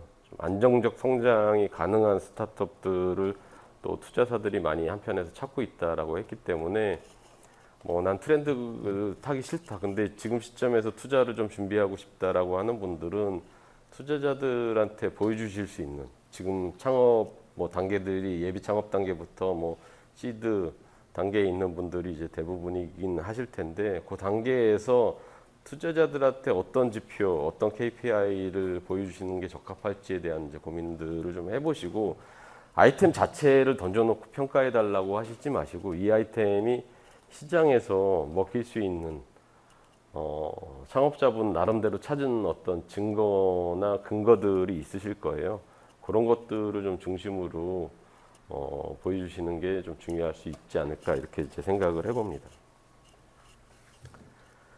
그런 걸 이제 보여주실 때 이제 꼭 중요한 게 이제 본인이 확보한 어떤 실적과 그 실적을 증명하실 수 있는 데이터 이런 것들을 이제 확보하시는 게 중요하죠. 이게 실적과 데이터를 말씀드리면은 매출을 내놓으라고 하는 거 아니냐 이렇게 이제 생각을 하실 수도 있는데요. 매출 지표면은 솔직히 말씀드리면은 뭐 제일 좋을 수 있습니다. 제일 좋을 수 있지만은 대다수의 스타트업들이 초기 단계에 매출 지표로 사업을 증명하는 경우는 굉장히 드물어요. 드물기 때문에 매출 외에 우리 사업이, 우리 아이템이, 우리 서비스가, 우리 제품이 좀 시장에서 먹히고 성장할 수 있다는 것을 보여주기 위한 지표가 뭐가 있을지를 대표님 나름대로 다 고민하셔갖고 그걸 잘 정리하셔서 제시하시는 게 중요합니다. 그거는 이제 사업 영역마다 다 제각각 다르실 거기 때문에 뭘 하시라고 제가 딱 말씀드리기는 어렵겠지만 뭐 서비스 영역이라고 한다면은 사용자 유입수라든지 아니면은 고객들이 우리 제품이나 서비스를 이용하고 난 다음 사용하기 전후의 어떤 피드백이나 뭐 어떤 그 정량적 그 성과치라든지 뭐 이런 것들을 좀 잘 정돈을 하셔갖고 우리 제품, 우리 서비스가 가지고 있는 어떤 경쟁력을 보여주실 필요가 있죠. 그래서 우리가 지금 소문이 안 나서 그런다. 마케팅 비용을 좀 태울 수 있는 부분들을 투자사에서 좀 도와주면은 시장에서 실적이 완전히 달라질 수 있다. 라든지 아니면 우리가 지금 뭐 핵심 코어 영역의 기술 개발은 끝났는데 부가적인 어떤 영역의 추가적 개발을 위해서 뭐 외주가 필요하다. 아니면은 추가적인 개발자가 필요하다. 뭐 이런 식의 어떤 명확한 용도의 투자금 사용처를 정돈하셔갖고 제시하시는 것도 좀 중요할 수 있습니다. 그러니까 투자자 만나갖고 사업하는데 돈 들어가기 때문에 최대한 많은 금액을 투자받고 싶습니다. 이렇게 이제 얘기하시는 것보다 지금 필요한 자금을 예측을 해보시고 용도를 설명하실 수 있으셔야 되고 자금의 전체를 또 투자자한테 다 받아내기 어려울 수 있잖아요. 특히 초기 단의 투자금이 더 그렇습니다. 좀 전에 이제 사례로 보여드렸던 이런 이제 대규모 투자를 받은 기업들 몇백억에서 뭐 천억 이상의 단위의 투자를 받은 금액 기업들 같은 경우에는 투자금 사용 용처가 굉장히 다양할 수 있을 텐데 우리는 이제 아직은 그런 단계는 아니기 때문에 초기 단에 뭐 1억, 2억, 3억 이렇게 이제 시드 라운드에 투자를 받아서 어디에 쓰겠다. 그리고 부족한 자금은 어떻게 내가 또 확보를 하겠다. 뭐 이런 것들이 좀 정리되실 필요가 있으실 것 같아요. 그리고 시장이 계속 변하고 있으니까는 제가 이제 아까 미래 전망을 섣부르게 말씀드리진 않았는데 뭐 지금 저를 포함해 갖고 제 생각도 그렇고 많은 수의 이제 이 투자 업계에 계신 분들이 하반기부터는 우리나라도 요 투자 환경이 조금 변할 거다. 자금도 좀 늘어날 거고 정부에서도 정책 자금 규모를 더 늘릴 가능성이 굉장히 높아 보이는 게 이제 지금의 예측입니다. 그래서 지금 잘 준비를 하시면은 하반기 또는 내년에 여러분들도 이제 지금보다는 훨씬 나은 투자 기회를 얻으실 수 있는 시점이 올 테니까는 그 시점을 보시고 여러 가지 이제 네트워킹들을 하실 필요가 있어요. 뭐 오늘처럼 이렇게 이제 강연을 오셔서 들으실 수도 있고 또 투자자들하고 이렇게 뭐 멘토링이나 코칭이나 이런 것들을 이제 다양한 창업 유관 기관들이 뭐 행사들을 하시잖아요. 그런 것들에 사업을 내팽개치고 그런 행사만 다 쫓아다니실 수는 없겠지만은 사업을 열심히 하시면서 짬나는 대로 이제 그런 프로그램들도 참여하셔서 투자자들하고 또 교류도 하시고 또 기회가 되면은 사업 내용이나 사업 계획서나 뭐 IR 자료 이런 것들을 뭐 투자자들한테 이제 어필하시면서 그 네트워킹을 해나가시는 게 또 중요할 수 있다. 정부 지원 사업 같은 경우에는 평가를 오늘 하면은 돈을 오늘 줄지 안 줄지 결정이 되잖아요.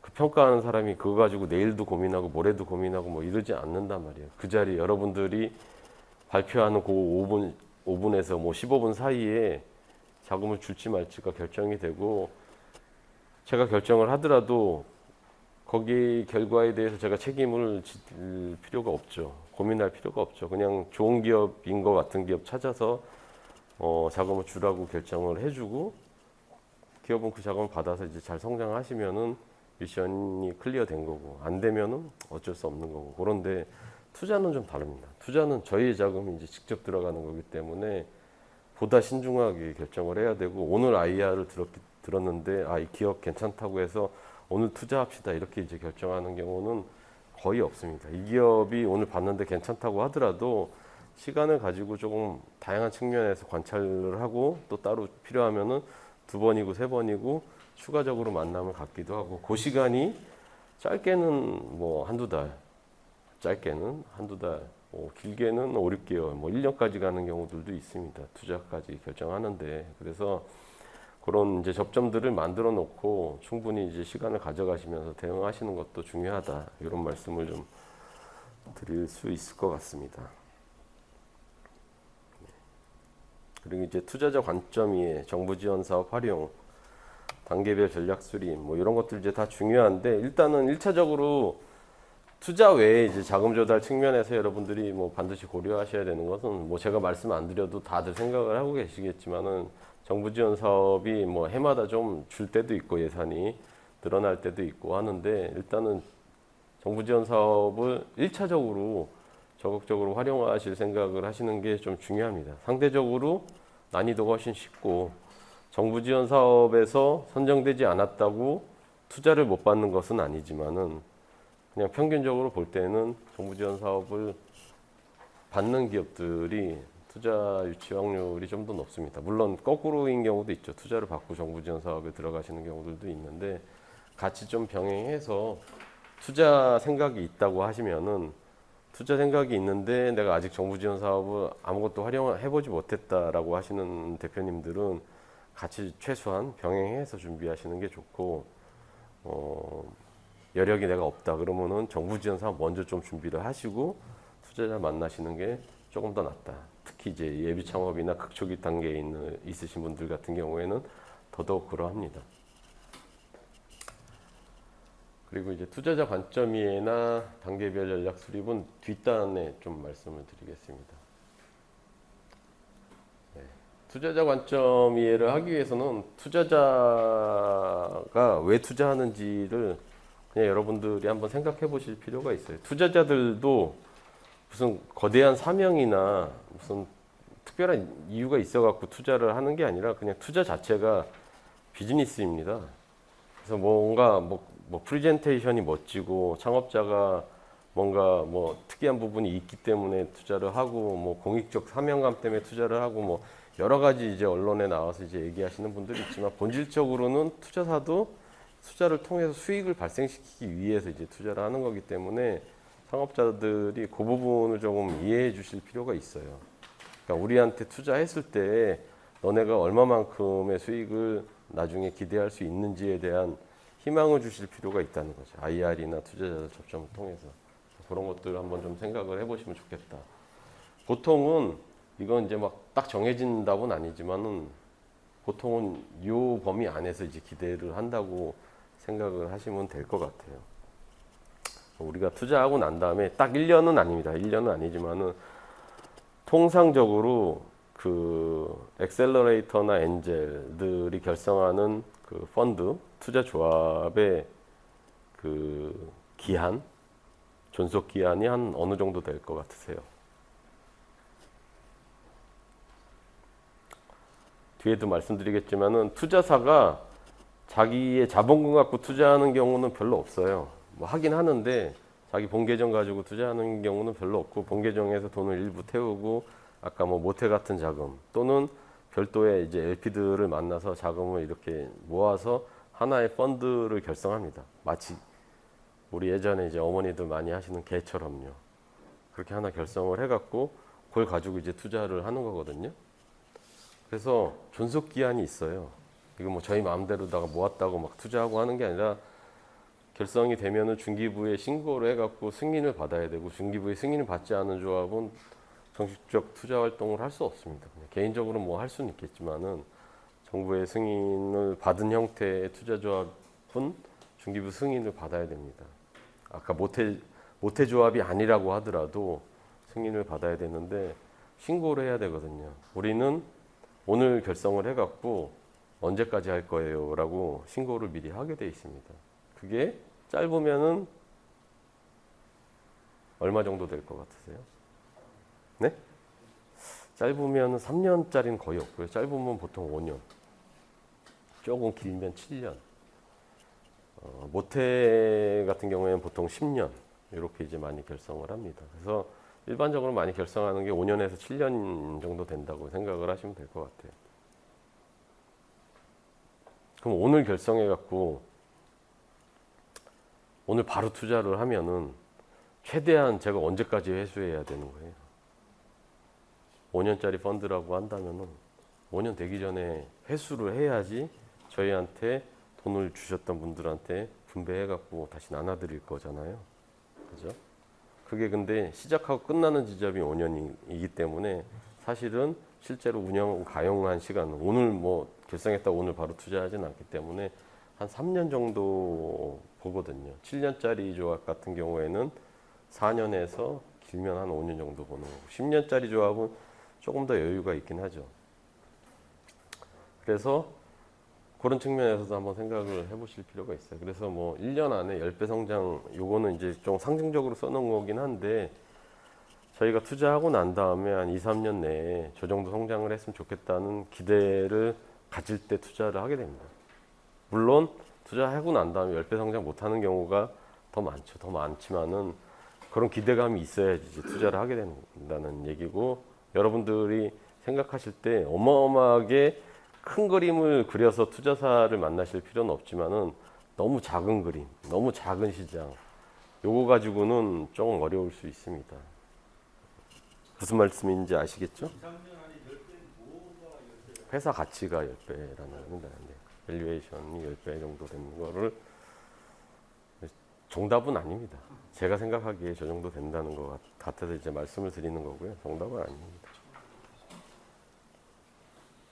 그래서 뭐 저희가 지금 이제 뭐 예를 들어서 뭐 대표님 회사를 뭐 50억 밸류로 보고 투자를 한다라고 했을 때 1년은 아니지만은 저희가 투자한 그 펀드 존속 기간 안에 한 500억 정도 밸류까지는 성장할 수 있을 것 같다라는 기대감이 있어야지 투자 결정을 하기가 좀 쉽다. 이런 말씀을 이제 이렇게 이제 빗대서 드린 설명이라고 이해해 주시면 좋을 것 같습니다. 투자 진행 프로세스인데요. 뭐 투자자 관점의 프로세스는 여러분들이 뭐 크게 신경 쓰실 필요는 없으실 거고요. 스타트업 관점에서의 이제 투자 업무 프로세스를 보게 되면은 여러분들이 이제 뭐 다양한 뭐 접점을 통해서 IR 같은 데 이제 참여하실 수가 있으실 거예요. 투자사에서 개별적으로 하는 경우도 있고, 보통은 이제 많이 하게 되는 게 이제 뭐 창업 유관기관들이 많이 하죠. 주로 많이 하는 거는 사실은 이제 가을부터 연말까지 좀 많이 집중적으로 하시게 되긴 하는데, 연중 계속 합니다. 사실 1, 3월을 제외하고 한 4월부터 이제 보통 한 11월 사이에 많이 진행이 되게 되는데, 그런데 이제 참여를 하시거나 아니면은 투자자를 개별적으로 만나시는 경우들도 있죠. 뭐 멘토링 같은 거 통해서 만나실 때도 있고, 뭐 이런 뭐 예를 들어서 뭐 오늘은 사람이 많아갖고 이제 뭐 일일이 제가 다 개별적으로 말씀을 나누기에는 시간이 부족해서 좀 어렵겠지만, 뭐 이런 자리에서 명함도 주고받기도 하고 자료를 또 보내주시기도 하고 뭐 이런 경우들이 있습니다. 이런 거 이제 다 통칭해서 그냥 IR로 보고, 거기서 저희하고 좀 핏이 맞거나 아니면 이제 투자사 입장에서 봤을 때 이 기업은 조금 지켜보면 좋을 것 같다. 아니면은 뭐 다음 지금 당장 아니지만 다음 분기나 하반기 정도에는 조금 어떻게 변화될지 궁금하다. 이런 이제 부분들을 체크해서 가지고 있다가 그런 것들이 저희 생각대로다가 기업이 진도가 나가거나 성장하게 되면은 투자 심사를 거치게 되죠. 그런 이제 막바로 투심으로 가는 경우도 있고 IR을 한 번 더 하는 경우도 있고, 요건 뭐 투자사마다 조금 다르긴 합니다. 그런 것들을 이제 다 통과해서 보통은 요 지점에서 이제 투자할지 말지가 결정이 됩니다. 투자심사에서 통과가 되면은 큰 이슈가 없으면은 뭐 실사에서 문제가 돼갖고 뭐 투자가 철회되고 이런 경우는 많지는 않은데, 뭐 이제 대표님이 아주 그 작정을 하시고 뭐 이렇게 속이려고 했던 경우가 아니라면은 여기서 크게 뭐 문제가 되는 경우는 없고, 이 자리에서 특히 이제 시드 라운드, 뭐 프리 A 라운드 정도까지는 이렇게 이제 가고, 여기가 중요한 문제는 아니고, 여기는 이제 시리즈 라운드에 해당되는 기업들, 뭐 시리즈 A, B, C 받는 기업들은 실사가 또 좀 중요할 수 있습니다. 그래서 이렇게 되고, 이게 끝나게 되면은 투자 자금이 집행이 되고, 사후 관리라고 하는 거는 이제 뭐 후속 투자라든지 아니면 아까 뭐 얘기했던 사업을 수행하는 과정에서 투자사에 좀 도움을 받으실 일들이 있으면 그건 서로 논의하고 상의하는 과정이라고 생각을 하시면 될 것 같습니다. 요거는 이제 투자사 운영 메커니즘인데요. 요거 이제 복잡해갖고 여러분들이 뭐 보시면 이해하시기 좀 힘드실 거예요. 요거를 이해시켜 드리려고 그린 그림은 아니고, 아까 잠깐 말씀드렸던 것처럼 투자사가 뭐 VC든 A씨든 자기가 가지고 있는 본 계정 가지고 투자하지 않습니다. 이런 이제 LP라고 하는, 리미티드 파트너라고 하는 LP들을 통해서 자금을 모으고 본인 자금도 태우고 해서 조합을 결성하게 되고요. 여기에 뭐 모태 같은 데들이 있을 수 있고, 기업이 있을 수도 있고, 뭐 자금적 여유가 있는 개인이 있으실 수도 있습니다. 이런 분들의 이제 자금들을 모아서 기업들에 이제 투자를 하게 되는데, 아까 이제 모태 얘기를 말씀드렸으니까는 아까 또 저기 대표님도 중간에 잠깐 말씀하시긴 했는데, 이제 한국 벤처 투자라고 하는 데가 모태 펀드를 관리하는 기관입니다. 거기 이제 홈페이지에 들어가서 보시면은 이런 내용들이 나와 있어요. 이 모태에서 결성한 그 부처별로 결성한 어떤 펀드들이 나와 있습니다. 문화산업펀드, 영화산업펀드, 뭐 디지털 콘텐츠 펀드, 조선업 펀드, 스포츠 펀드, 교육 펀드, 뭐 여러 가지 이제 펀드들이 있고요.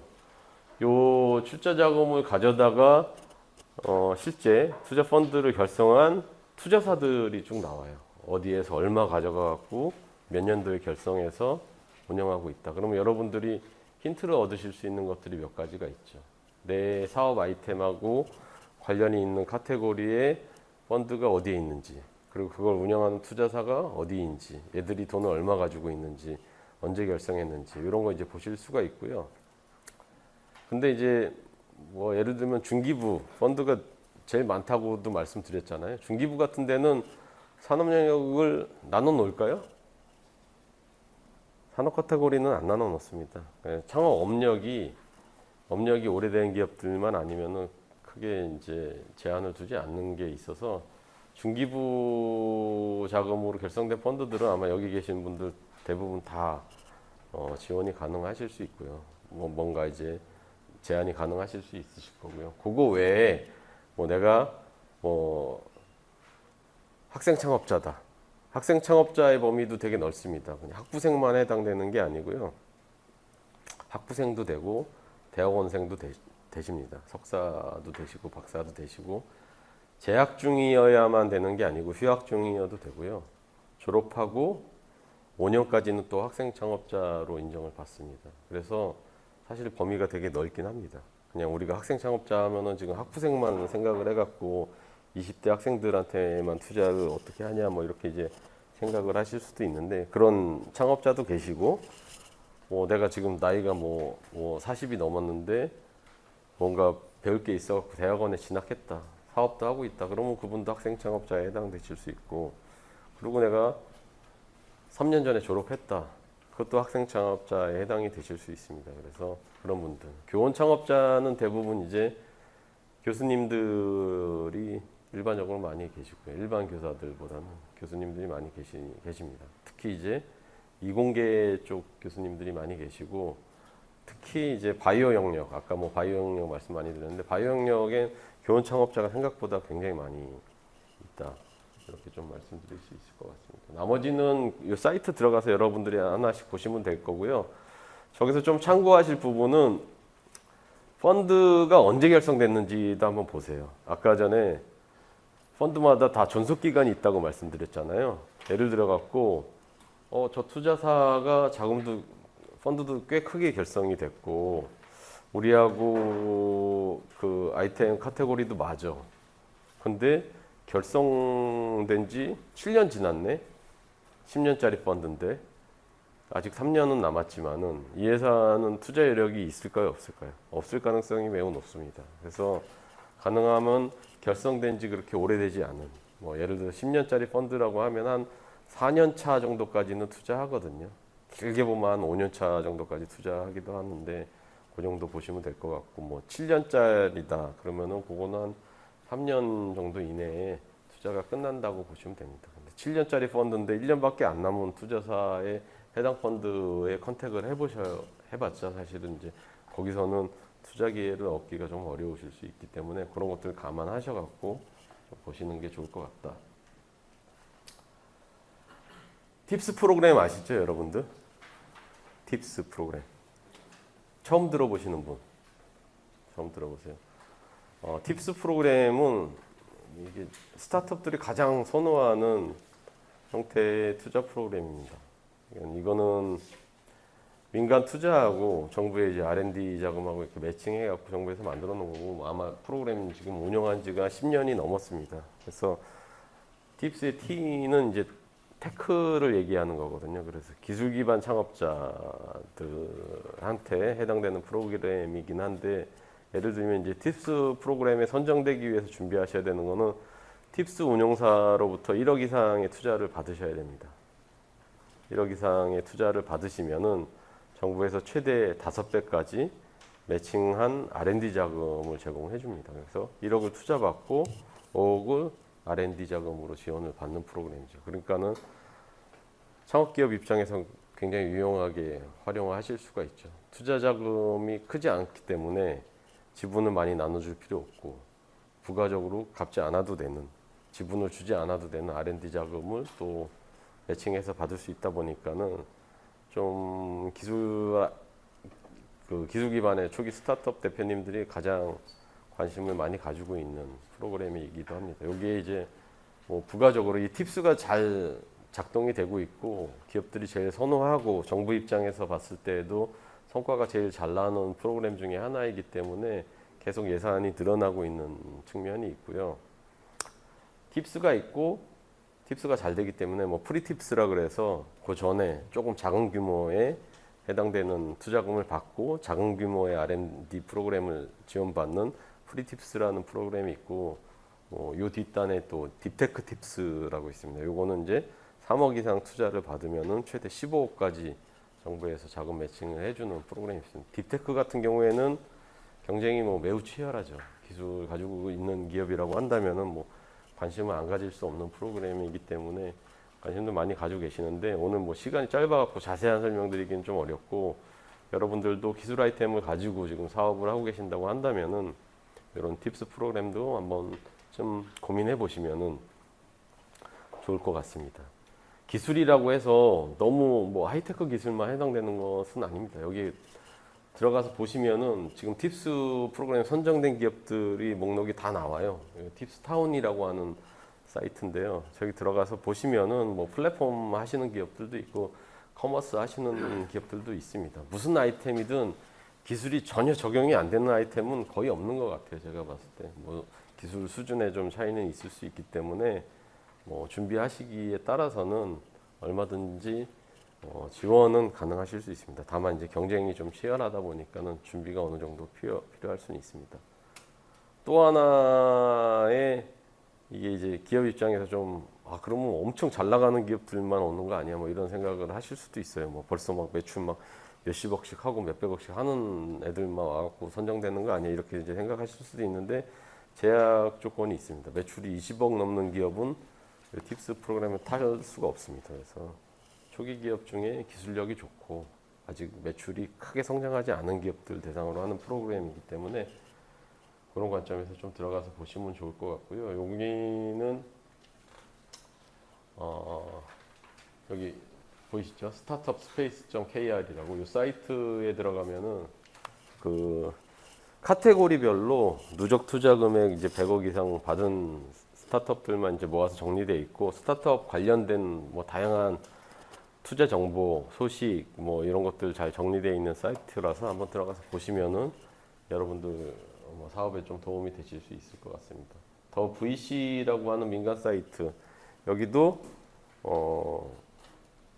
100% 정확하진 않아요. 저희가 보니까 저희 투자한 것 들어가서 보니까 좀 잘못된 정보들도 있고 누락된 것도 많이 있는데 민간에서 해서 아마 그럴 거긴 한데 전반적으로 어떤 기업이 어디에 얼마 투자했는지 이런 것들 한번 체크해 보시고 기업들의 어떤 뭐 벤치마킹 하실 때 좀 도움이 되실 수 있는 사이트라서 소개를 해드리고 있고 여기 아마 근데 상세 정보 보려면 돈을 좀 내셔야 될 거예요.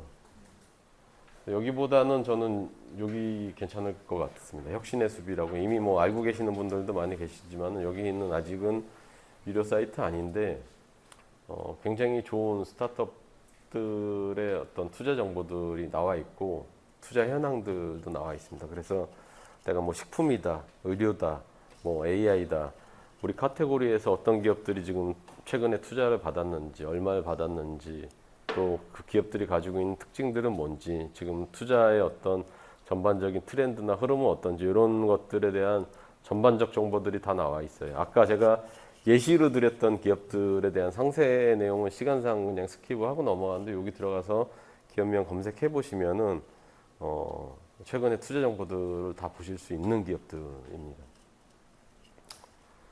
보시면 될 것 같습니다. 그리고 이제 IR 자료 준비하시거나 투자를 잘 받는 기업들이 데모데이 나가서 어떻게 피칭하는지 좀 궁금하다 이러신 분들도 많이 계셔요. 여기 이제 유튜브에 가서 보시면은 저런 이제 프라이머나 스파크랩이나 디캠프나 블루포인트 파트너스나 이제 뭐 잘 알려진 스타트업 엑셀러레이터들인데 이분들은 연말 데모데이를 다 영상을 찍어갖고 올려놓더라고요. 공개 데모데이 형태로 해갖고 피칭 훈련을 잘 시키고 2달 동안 나와갖고 발표를 하는 거라서 물론 저기에서 발표한 기업들이 다 투자받은 기업은 아닙니다. 일부만 투자를 받았는데 그래도 이 아이템을 가지고 투자자들한테 어떻게 설명해야 되는지는 좀 훈련된 분들이 찍어놓은 영상이어갖고 여러분들이 보시고 참고하실 만한 부분이 있으실 거예요. 어떻게 자료를 만들었는지, 어떤 부분의 문제를, 어떤 부분에 대한 가설들을 어떻게 증명해 나가는지 이런 것들을 보시면서 힌트를 얻으시는데 충분히 도움이 되실 거라고 생각이 듭니다. 네.